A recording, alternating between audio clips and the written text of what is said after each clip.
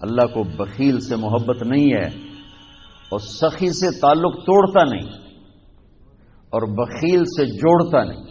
ایک دفعہ شیطان نے ایک بنی اسرائیل کا واقعہ، ایک آدمی سے ملاقات کی تو اس نے کہا شیطان سے ایک راز کی بات تو بتا دے۔ کہنے لگا کیا؟ کہ تیرے یار کون ہے، تجھے پسند کون؟ کہنے لگا تین مجھے بڑے پسند، ایک جو شراب پیتا ہو، نشہ کرتا ہو، ایک جو غصے والا ہو، قابو نہ کرتا ہو، ایک جو بخیل ہو، کسی پہ خرچ نہ کرتا ہو۔ یہ تین میرے بڑے گھاٹے آ رہے ہیں۔ اور اگلی یہ کہ اگر کسی بدبخت میں تینوں کٹھی ہو گئی، غصہ بھی، بخل بھی، شراب بھی، تو پھر وہ پیر ہوتا ہے اور میں مرید ہوتا ہوں، پھر وہ میرے تو بھی بڑا شیطان۔ تو پہلے آپ لوگ ان تاجروں کو سچائی سکھائیں، دیانتداری سکھائیں، سخاوت سکھائیں، اللہ کے لیے قربانی دینا سکھائیں کہ اللہ نے روک دیا ختم، اللہ نے کہا یہ کام نہیں کرنا ختم، سود نہیں کرنا ختم، جھوٹ نہیں بولنا ختم، دھوکہ نہیں دینا ختم، سچائی دیانتداری پہ جمنا ٹھیک ہے، جاتا ہے تو جائے، آتا ہے تو آئے، رزق تو اللہ کے خزانوں میں ہے۔ اس معاشرے کے ساتھ یہ نسل اگر چلے گی تو وہی کرے گی جو یہ کر رہے ہیں۔ پھر آپ لوگوں کے پاس بھی جمع تفریق ہی ہے، جمع تفریق، جمع تفریق، جمع تفریق، ان کے سارے دماغ جمع تفریق میں کھپ جاتے ہیں، انہیں پتہ ہی نہیں میرا نبی کون تھا، کیا تھا، کبھی سنتے ہی نہیں ہمارے نبی کون تھے، کیا تھے۔ تو راہبری کا حق لے کر تو وہ تشریف لائے جنہوں نے سچائی سکھائی، دیانتداری سکھائی، محبت سکھائی، حیا کو سکھایا، پاک دامنیوں کو سکھایا، سخاوت کو سکھایا۔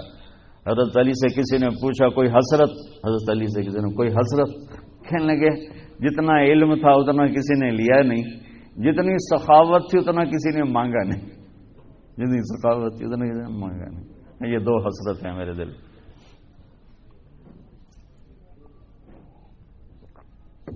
تو اللہ کو سخی پسند ہے، مال خرچ کرنے والا پسند ہے، مالدار ہو۔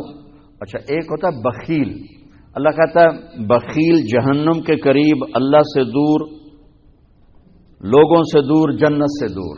سخی اللہ کے قریب، جنت کے قریب، لوگوں کے قریب، جہنم سے دور، اللہ کا پیارا۔ جب بنی اسرائیل نے بچھڑے کی پوجا کی تو اللہ نے کہا سب کو قتل کرو، سارے۔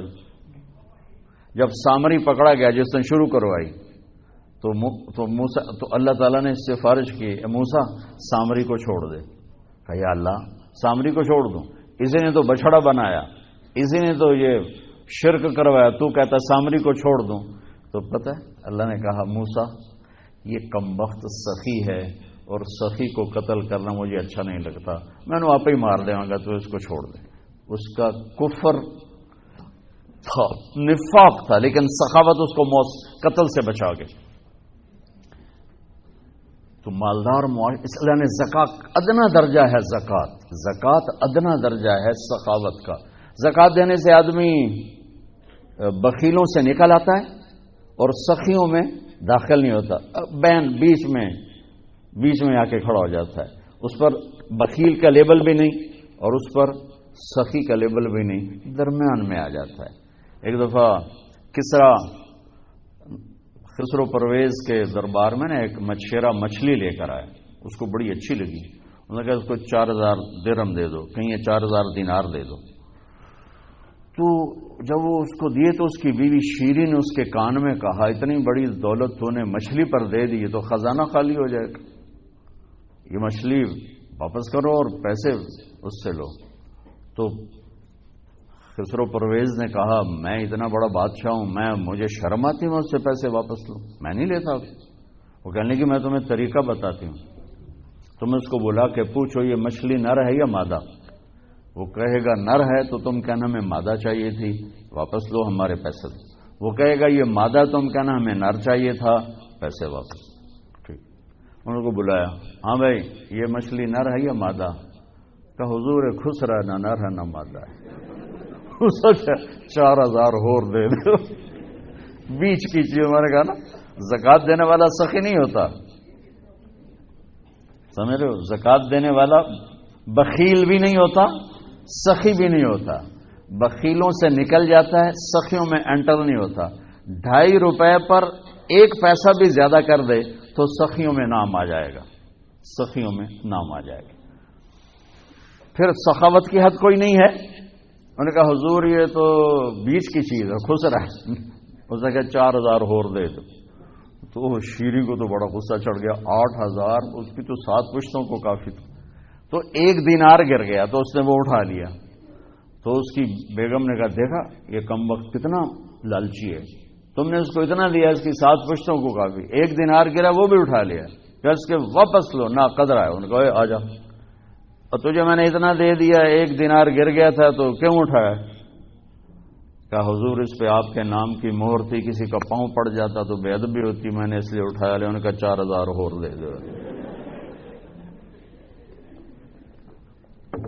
تو بچوں ان تاجروں سے کہتا ہوں سخاوت سیکھو، پہلے یہ سچائی سیکھیں، پہلے یہ دیانتداری سیکھیں، پہلے یہ اللہ کو رب مان کر اپنی بنیادوں کو، اپنی تجارتوں سے سود نکالیں، جھوٹ نکالیں، 2 رجسٹر نکالیں، دیانتداری پر چلیں۔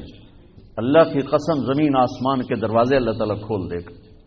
اور غریبوں پر خرچ کریں کہ اللہ تعالیٰ کو پسند ہے۔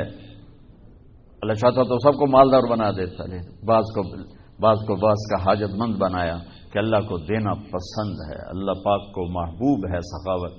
ایک صحابی آئے، یا رسول اللہ ضرورت مندوں کو میری مدد فرمائیں۔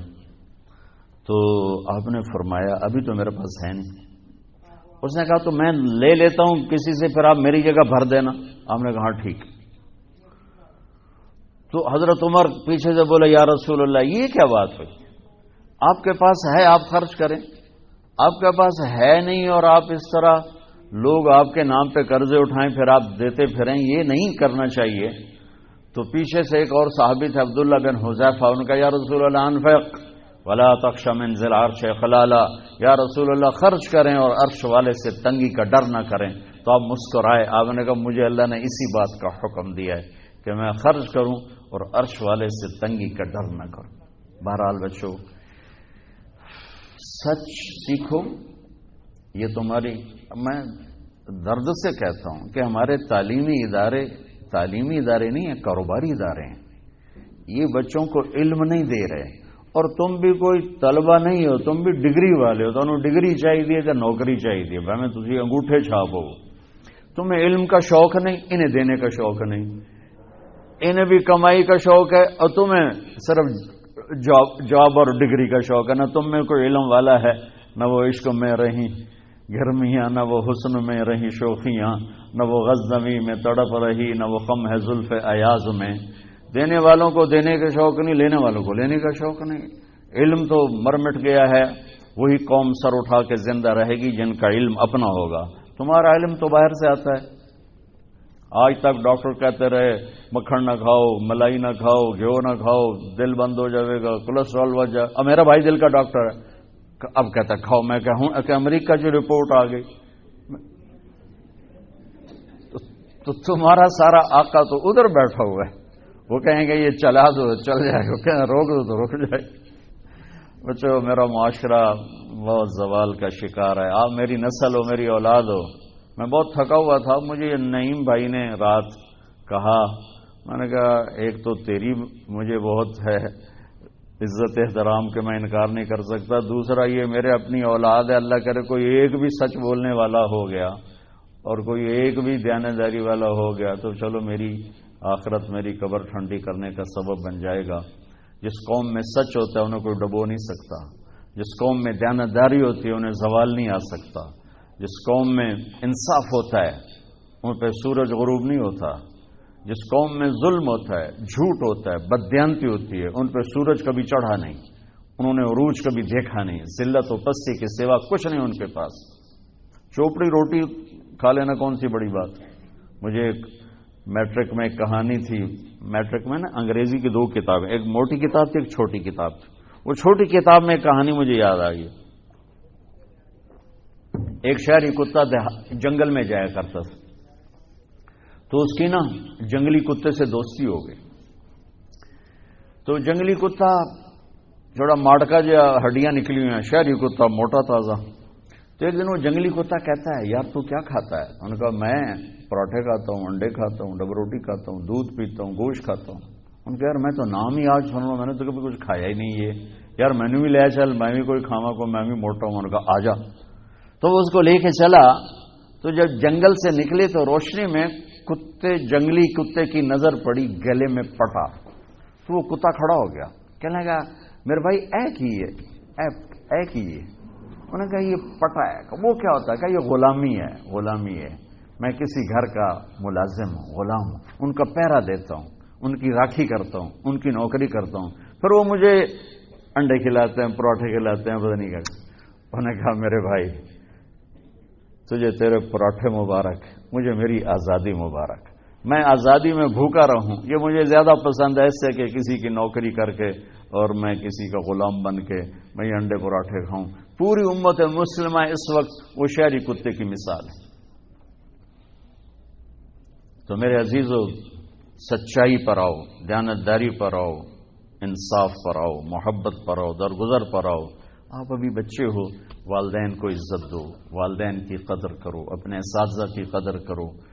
اساتذہ سے ہمارے نصاب میں انسانیت کا کوئی درس ہی کوئی نہیں کہ انسان اچھا انسان کیسے بنتا ہے.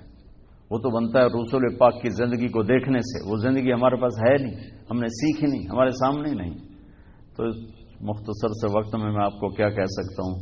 کوئی بات دل کو لگی ہو تو لے لینا، نہ لگی ہو تو فقیرانہ آئے صدا کر چلے، میاں خوش رہو ہم دعا کر چلے.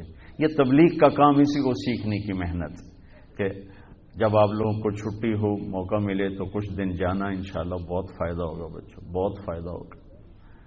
یہ زندگی کو پلٹ دینے والی محنت ہے. کبھی عرش پر، کبھی فرش پر، کبھی ان کے در، کبھی در بدر. غم عاشقی تیرا شکریہ میں کہاں کہاں سے گزر گیا. کبھی راستوں میں تنہا، کبھی ہوں ورود صحرا. میں جنوں کا ہم سفر ہوں، میرا کوئی گھر نہیں ہے.